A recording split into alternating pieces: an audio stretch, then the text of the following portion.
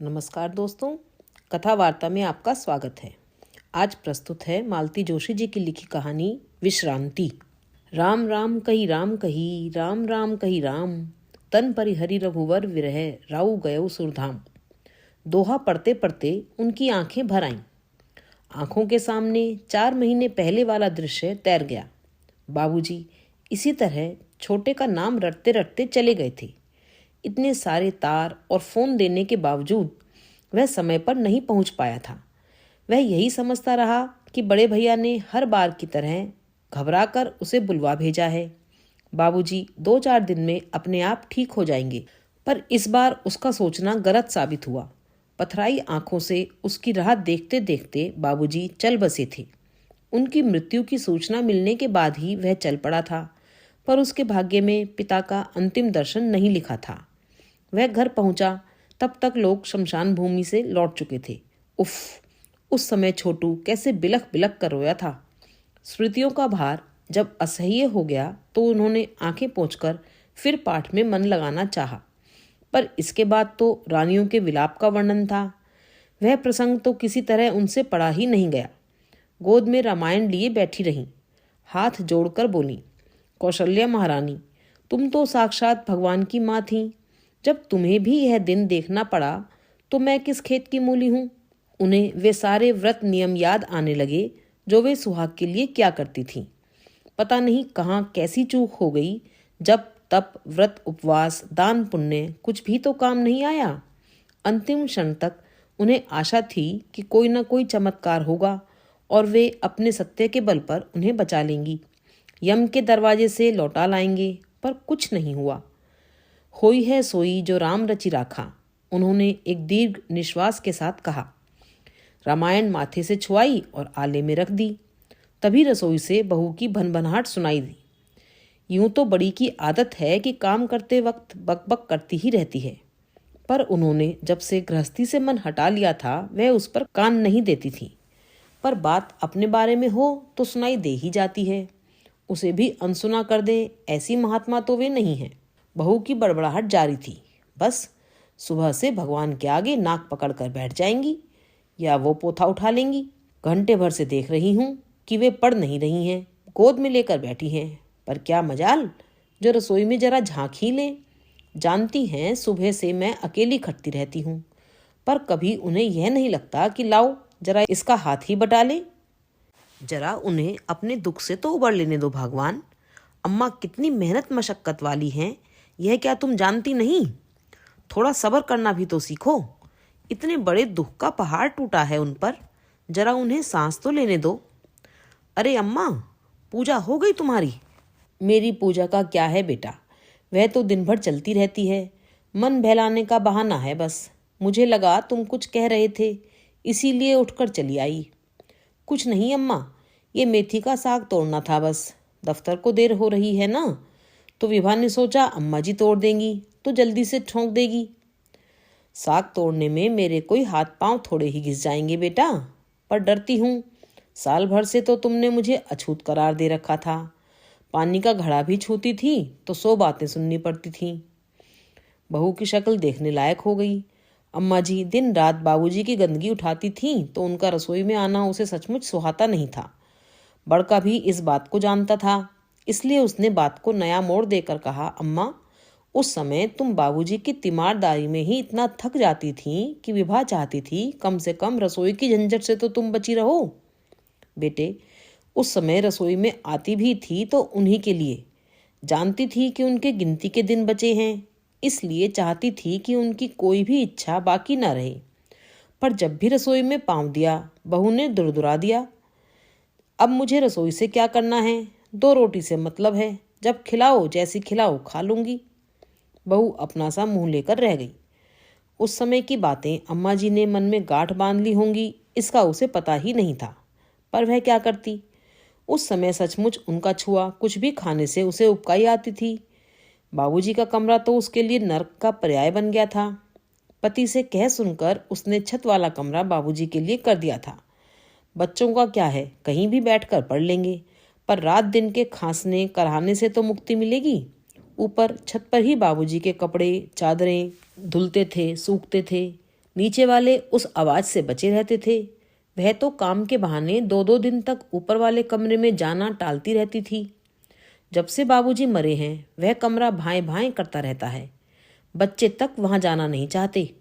विमल ने दबी जबान से एक बार वहां बेडरूम बनाने की बात की थी, पर उसका यह प्रस्ताव विभा ने तुरंत रद्द कर दिया था। उस कमरे में तो वह एक दिन भी ना सो सकेगी। पर उस कमरे का कुछ ना कुछ तो करना है। छोटे की कमल की आंखें बराबर इस पर लगी हुई हैं। सेवा करने तो कोई नहीं आएगा, मेवे में जरूर हिस्सा बटाएंगे। बहू भरवां करेले बना रही थी। करेले छील छाल कर नमक लगाकर रख दिए और वे माला लेकर ऊपर छत पर आ गईं। बाबूजी थे तो पता नहीं दिन में कितनी बार वे ऊपर नीचे डोलती थीं, पर अब 15 सीढ़ियां भी उन्हें पहाड़ सी लगने लगी थीं। चढ़ते चढ़ते दम फूल जाता है।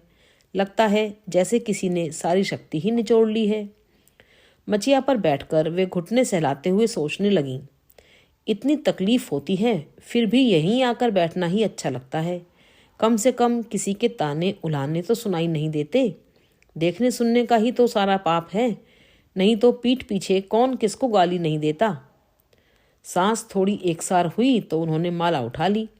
मुश्किल से एक माला फेरी होगी कि विमल सामने आकर खड़ा हो गया।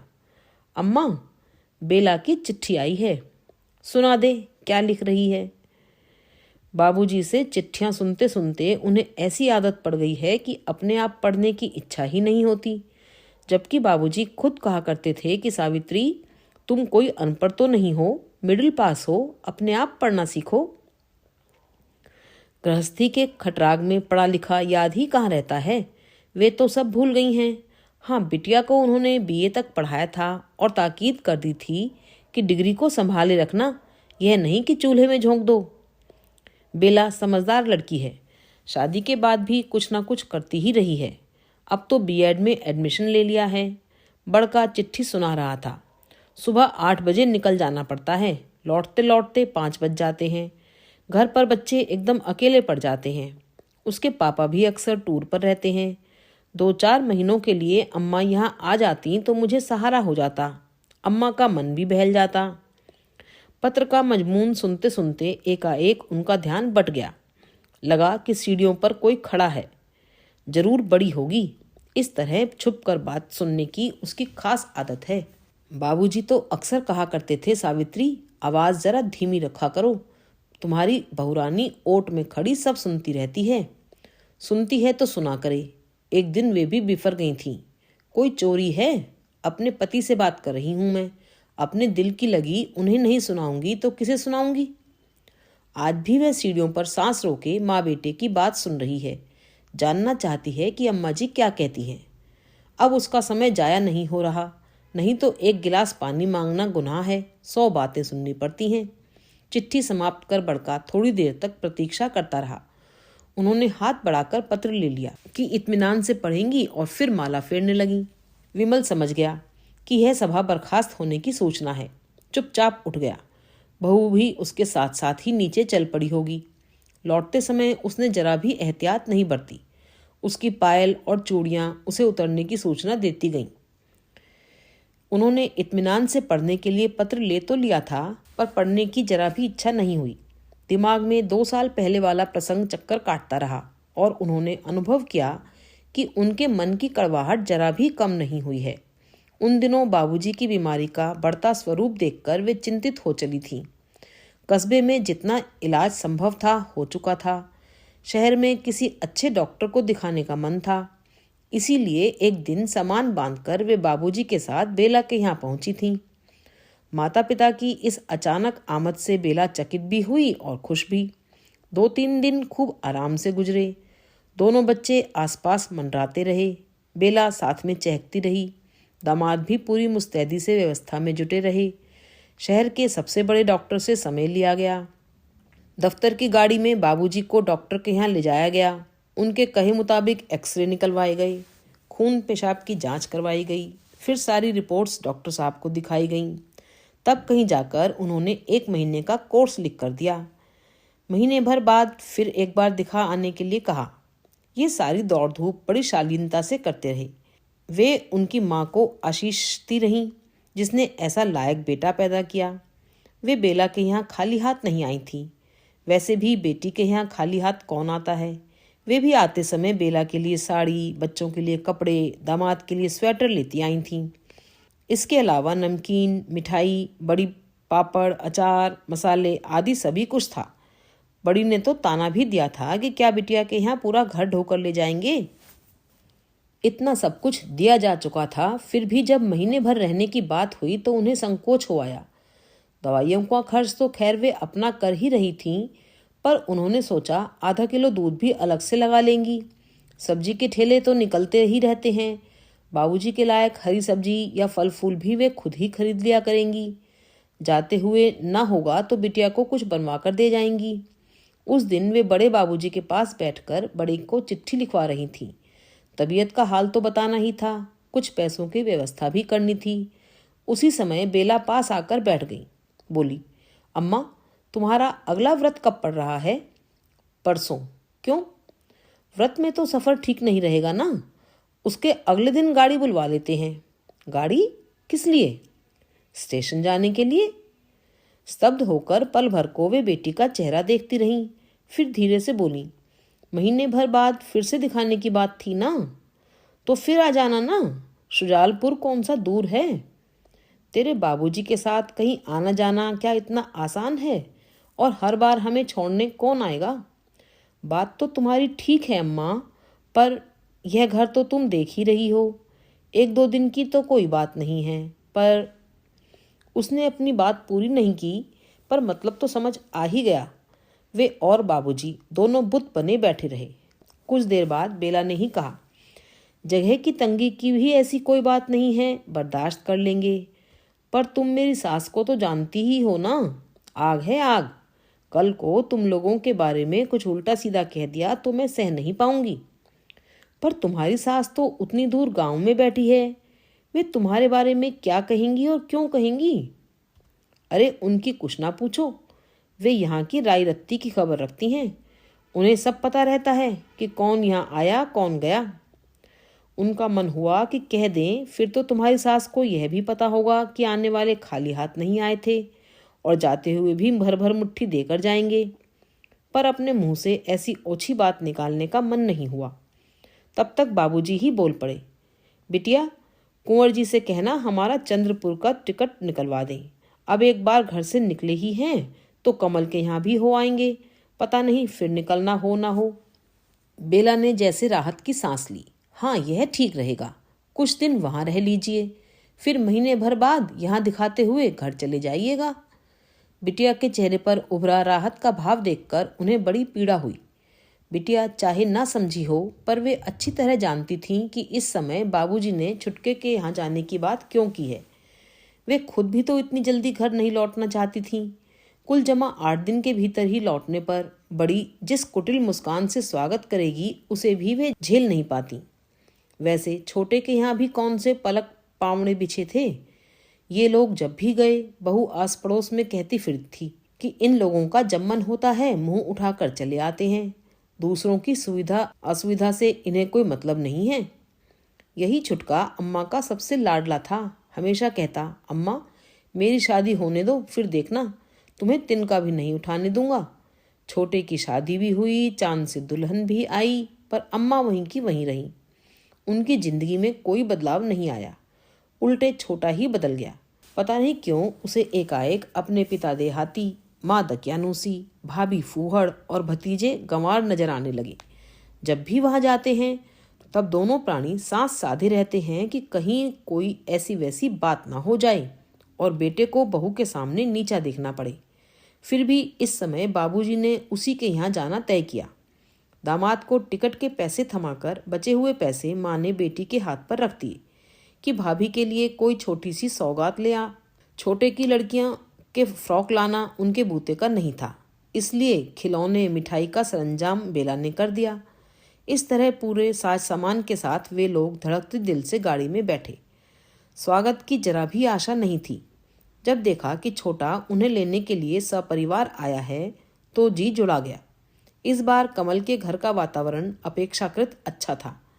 बहू ने बातों बातों में पता कर लिया कि ये लोग 8-10 दिन के लिए ही आए हैं, इसीलिए उसका मूड ठीक बना रहा। छुटका भी उन लोगों के लिए सुबह जल्दी उठकर चाय बना देता। गाड़ी का जुगाड़ अगर हो जाता तो शाम को घुमा देता। रात को उनके पास बैठकर देर तक बातें करता रहता।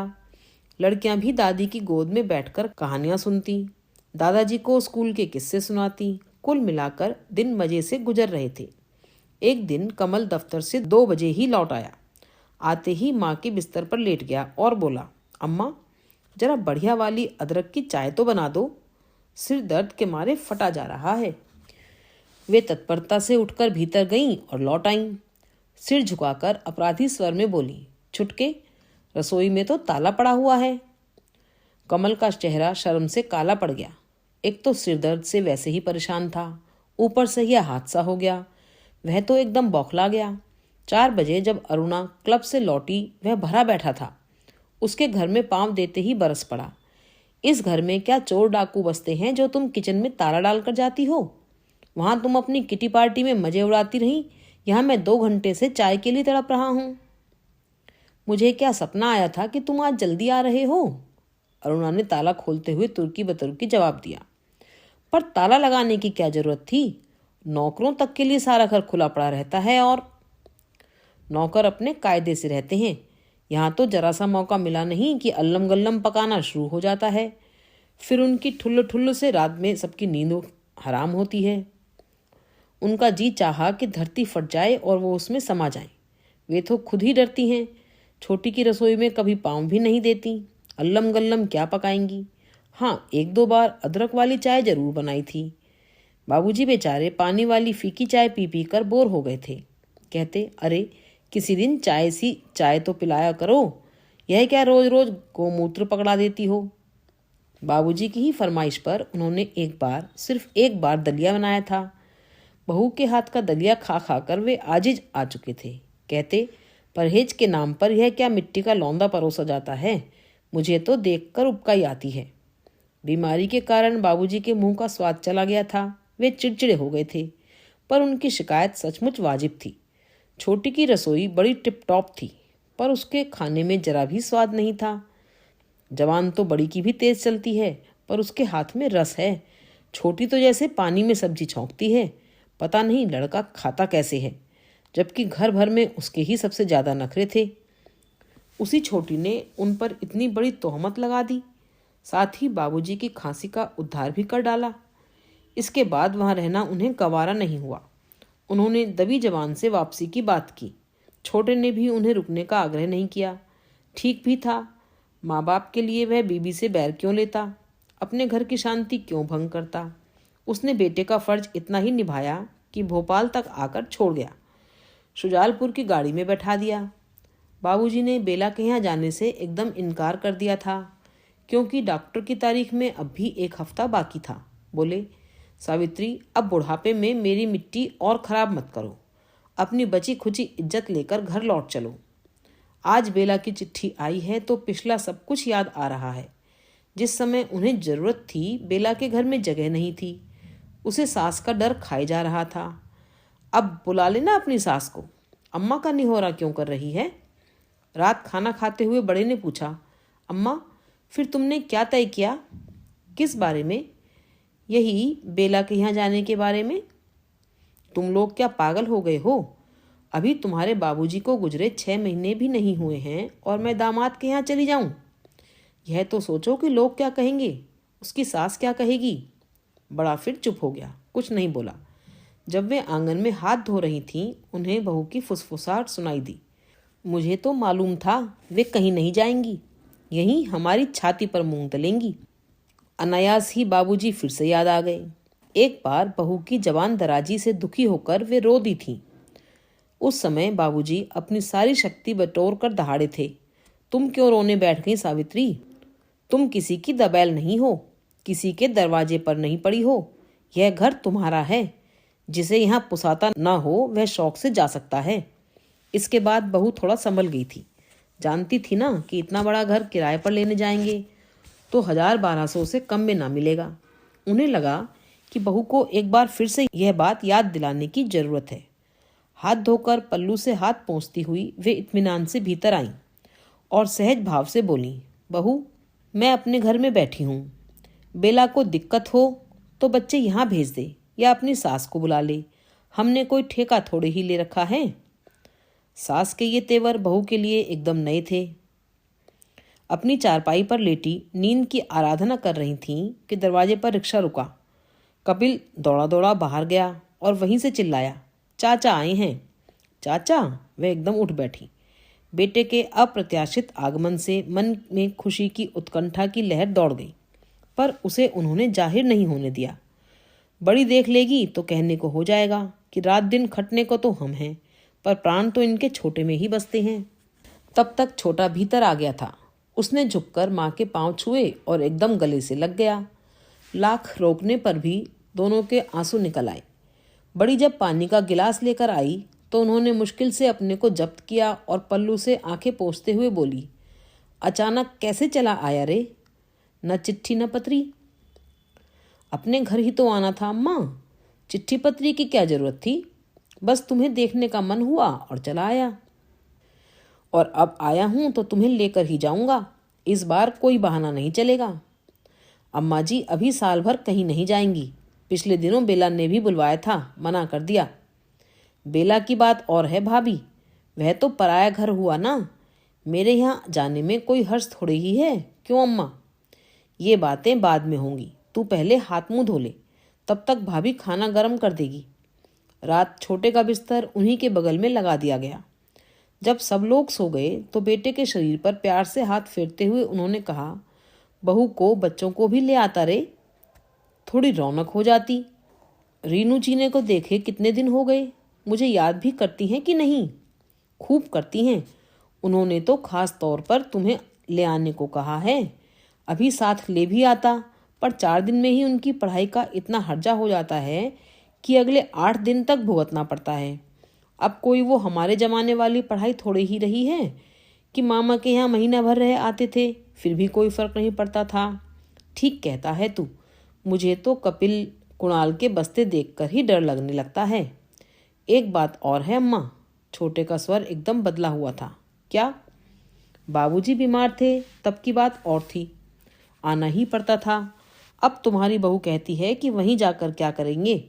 अपना कहने को, उठने बैठने को कहीं बित्ते भर जगह भी तो नहीं है। मैं तो खैर इस घर का लड़का हूँ, कहीं भी पड़ा रहता हूँ, पर उसे तो इस तरह रहने की आदत नहीं है। फिर भाभी को तो तुम जानती ही हो, इसीलिए तो बेचारी अरुणा हर छुट्टी में मैके भागती है। उसे अच्छा थोड़े ही लगता है, पर क्या करें, अपना कहने लायक कोई ठिकाना तो हो। छोटा शायद ठीक ही कह रहा था। उन्होंने कभी इस बात पर गौर ही नहीं किया, फुर्सत ही नहीं मिली, पर अब लगता है वह ठीक ही कह रहा है। बड़ी तो जैसे पूरे घर पर अपने पांव फैलाकर बैठ गई है, हर चीज पर अपना अधिकार जमा लिया है। छोटी को अगर वे एक गिलास भी उठाकर देने लगती हैं तो वह जवाब तलब करने लगती है। सारी गृहस्थी उनकी जोड़ी हुई है, पर बड़ी सब पर अपना फन फैलाए हुए है। पता नहीं कैसे, पर सुबह तक छोटे ने अम्मा को पटा लिया था। फिर उसने भाई भाभी से पूछने की भी जरूरत नहीं समझी और ऊपर वाला कमरा ठीक ठाक करना शुरू कर दिया। सीढ़ियों की भी मरम्मत की गई। ऊपर वाले काम चलाऊ बाथरूम को पक्का करवा दिया। कमरे का नए सिरे से रंग रोगन कर उसे झकाझक कर दिया। खिड़कियों में नई जाली लगवाई गई, दरवाजे पर वार्निश की गई, छत पर नया नकोर पंखा लगवाया गया। बाबूजी जब बीमार थे तब अम्मा गर्मी में झुलसती रहीं, हाथ से पंखा झलती रहीं। ऊपर आड़ न होने के कारण दिन में 10 बार बाथरूम के लिए नीचे आती रहीं, पर तब किसी को इन बातों का ख्याल नहीं आया। अब बहू के लिए सारी सुविधाएं जुटाई जा रही थीं। बड़ी सब देखती रही और कुड़ती रही। उसे पति पर इतना ताव आ रहा था, पता नहीं किस पोथी में पढ़कर आए थे कि साल भर घर की लिपाई पुताई नहीं होगी। कम से कम बीमार के कमरे की सफाई तो की ही जा सकती थी।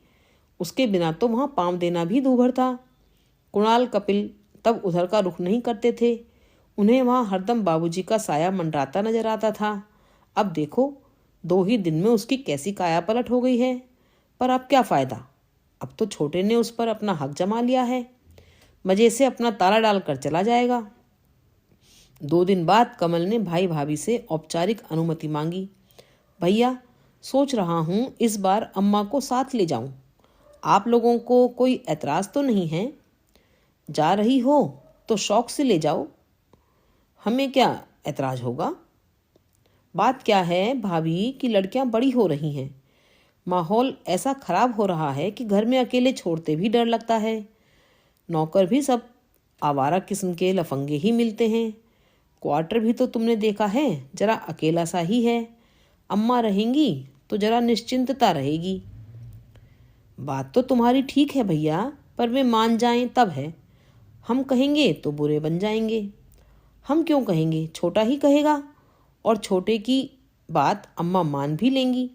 बड़का बोला, तुम सचमुच अगर 2-4 महीने के लिए अम्मा को ले जाओगे तो तुम्हारी भाभी को थोड़ा आराम मिल जाएगा। थक गई है बेचारी, काम में ऐसी फंस गई है कि 2 साल से पीहर भी नहीं जा पाई है। अकेले ही सब करना होता है, किसी का सहारा भी नहीं है। हम होंगे तो भात खिचड़ी कुछ भी पका कर खा लेंगे, पर अम्मा के लिए तो 2 जून का खाना बनाना पड़ता है, फिर दूसरे काम तो हैं ही। आप लोग ऊपर के काम के लिए किसी को रख क्यों नहीं लेते। अब तो बाबूजी नहीं रहे, उनकी बीमारी का खर्च भी नहीं रहा।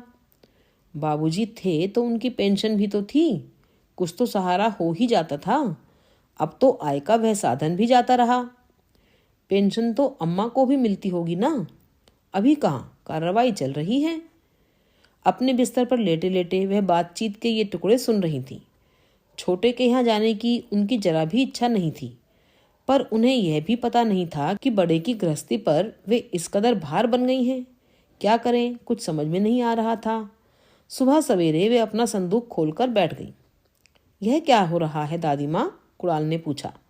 कुछ नहीं रे, अपने कपड़े लत्ते संभाल रही हूँ। अगर तेरे चाचा के साथ जाना पड़ा तो कुछ तैयारी तो करनी पड़ेगी ना। तैयारी का नाम सुनते ही बड़ी दरवाजे में आकर खड़ी हो गई। जब भी वे कहीं जाने को होती हैं, बड़ी इसी तरह चौकीदारी करने लगती है। उसे डर लगता है कि अपनी चीजें वे बाहर बांट आएंगी और वह टापती रह जाएगी। बड़ी इस तरह छाती पर आकर खड़ी हो गई तो खींच के मारे उन्होंने संदूक बंद कर दिया। बुरा सा मुंह बनाकर बड़ी रसोई में लौट गई। वह फिर संदूक खोलने को थी कि विमल आ गया। पास बैठकर बोला, अम्मा ये 4-5 फॉर्म हैं, इन पर दस्तखत तो कर दो। इन फॉर्म्स को वे खूब पहचानती हैं, ये बैंक से पैसे निकालने के फॉर्म हैं। बाबूजी की बीमारी में इन कागजों की खूब पहचान हो गई थी। दस्तखत करने से पहले बाबूजी की बात याद आई। वे अक्सर कहते, तुम पढ़ी लिखी हो सावित्री, बिना जाने बूझे किसी कागज पर दस्तखत मत करना। रुपए पैसे के मामले में अपने पेट चाय पर भी विश्वास मत करना। दस्तखत किस लिए, तुम्हारी पेंशन आएगी तो निकलवानी भी तो पड़ेगी, पहले आने तो दो। बस आजकल ऑर्डर आने ही वाले हैं। मैं कल बाबू से मिला था, लेकिन ये इतने सारे फॉर्म क्यों। अब जा रही हो तो 6 महीने रहोगी भी कि नहीं, तब तक पेंशन क्या यूं ही पड़ी रहेगी। क्यों, बैंक वाले क्या रखने के लिए मना करते हैं। और अभी तो मेरा जाने का भी पक्का नहीं है।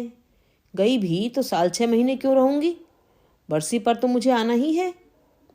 कमल तभी नहाकर निकला था। टॉवल से सर पोंछते हुए बोला, भैया तुम तो एक दस्तखत करा लो और बाकी अम्मा को दे दो। वे हर महीने वहां से दस्तखत करके भेजती रहेंगी और तुम यहाँ से ड्राफ्ट बनाकर भेज देना। चाहो तो मेरा अकाउंट नंबर और बैंक का नाम भी लिख लो।